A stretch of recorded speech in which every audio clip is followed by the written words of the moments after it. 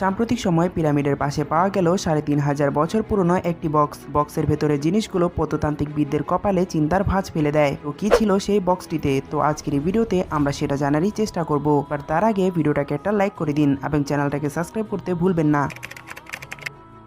তো ইজিপ্ট হলো এই পৃথিবীর সবচেয়ে রহস্যময় জায়গাগুলোর মধ্যে একটি। যুগ যুগ ধরে প্রত্নতান্ত্রিকবিদরা ইজিপ্টের এই রহস্যগুলো সমাধান করার চেষ্টা করছে এবং তাদের এই চেষ্টার কারণে ইজিপ্টের অনেক রহস্য উন্মোচন করা সম্ভব হয়েছে। কিন্তু সাম্প্রতিক সময়ে প্রত্নতান্ত্রিকবিদরা পিরামিডের পাশে ৩,৫০০ বছর পুরনো একটি বক্স পেয়েছেন, যেটির কারণে ইজিপ্টের রহস্য সমাধানে আমরা আরেক ধাপ এগিয়ে গিয়েছি। তো ঘটনাটা শুরু হয় ওয়ারশ বিশ্ববিদ্যালয়ের প্রত্নতন্ত্র ইনস্টিটিউটের প্রফেসর আন্দ্রেস নিভিনস্কি থেকে।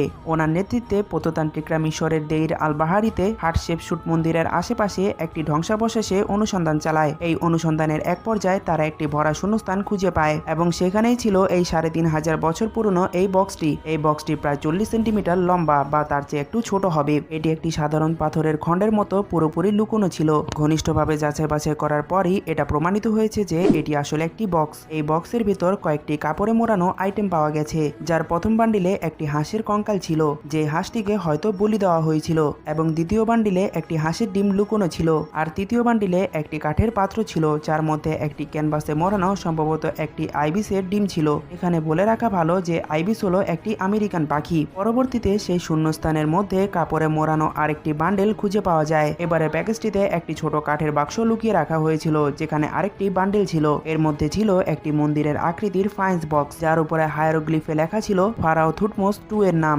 অধ্যাপক নিভিনস্কি এর মতে বক্সের ভেতরে রাখা বস্তুগুলো থুটমোস II এর শিরোনাম এবং রাজার একটি ইঙ্গিত ছিল। প্রত্নতান্ত্রিক বলেছেন যে থুটমোস II বিখ্যাত রানী হাটশেপসুটের স্বামী ছিলেন, যিনি ১৩ বছর বয়সে সিংহাসনে বসেছিলেন। প্রফেসর নিভিনস্কির মতে এই বক্সটি যে জায়গায় খুঁজে পাওয়া গেছে তার আশেপাশে ফারাওয়ের সমাধিটি খুঁজে পাওয়ার উচ্চ আশা আছে। প্রত্নতান্ত্রিকরা বলেছেন যে রাজকীয় আমানত থেকে এটা বোঝা যায় যে এখানে রাজার জন্য একটি মন্দির বা সমাধি তৈরি করা হয়েছিল, এবং যেহেতু আমরা একটি রাজকীয় কবরস্থানের মাঝখানে আছি, তাই এতে কোনো সন্দেহ নেই যে এটি অবশ্যই একটি সমাধি হবে। এই আমানতগুলো ইঙ্গিত দেয় যে আমরা একটি সমাধি খুঁজে বের করার প্রক্রিয়ায় আছি। তো এখন দেখার পালা যে এখানে ফারাওয়ের কোনো সমাধি খুঁজে পাওয়া যায় কিনা। তো সেটি দেখার জন্য অবশ্যই আমাদের চ্যানেলটিকে সাবস্ক্রাইব করে রাখবেন, কারণ এই বিষয়ে কোনো আপডেট আসলে আমি আপনাদেরকে জানিয়ে দেব।